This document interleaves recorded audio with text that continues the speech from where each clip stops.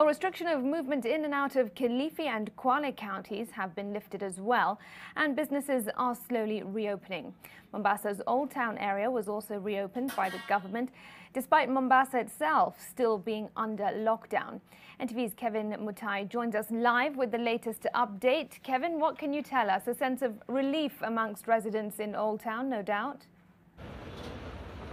Well, of course, yesterday's announcement by President Uhuru Kenyatta was received very well with a sigh of relief from residents of Old Town, and of course also traders who really depended on that area to run their businesses. And as you can see right now, we're standing along Digo Road, and on my right side all these shops had been closed ever since, for almost like a month right now, after the order on cessation of movement was issued by the government that affecting the Old Town area. But even yesterday, even after the president announced or lifting cessation or restriction of movements both in Kwale and Kilifi counties, Mombasa is still under lockdown, and perhaps most of the traders that we've managed to speak to are complaining that, of course, it's still going to affect their businesses because they can't access facilities or other services here in Mombasa because this place is under lockdown. So what it means actually is that, Smriti,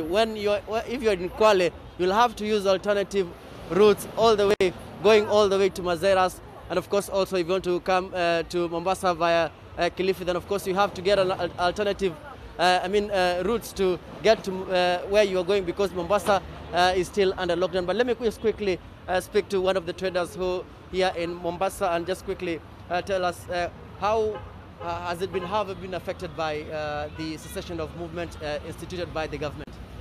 Asante, hali imekuwa kidogo ngumu kutoka tangu sahi ni mwezi na nusu hivi, mwezi na wiki mbili, kulingana na wakati tulisikia shuka ya kazi kuwa ngumu, kisha tukafungiwa. Sahi ni kama wiki moja na siku kadhaa, lakini tunashukuru vile tumefunguliwa jana. Na sasa hizi naona majiandaa kufungua, pengine hali imekuwa vipi?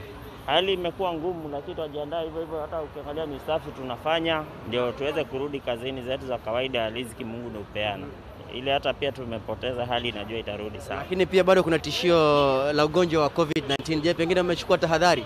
Tumechukua tahadhari na tutaweka kila kitu kuzuia, juu kama ni maji watu wataikuwa kila kitu inafaa, ndio pia si wenyewe tu tumejirinda. Hakuna mwenye anataka mambo mabaya yakija. Yes. Asante. Smriti, the decision, the government still believes that Mombasa is still a hotspot for the coronavirus, and the decision to still putting this place under lockdown is because of the number of cases that have been surging. As at yesterday, the county recorded a total of 767 COVID-19 cases with 37 deaths, and of course also reporting recoveries of 209 people, and of course also still putting in place various measures, and of course also calling on the area leaders to sit down together and come up with protocols to ensure that various businesses, including even the hospitality industry, putting in place measures to ensure that all those areas are being taken care of before being reopened back to business. Back to Smriti.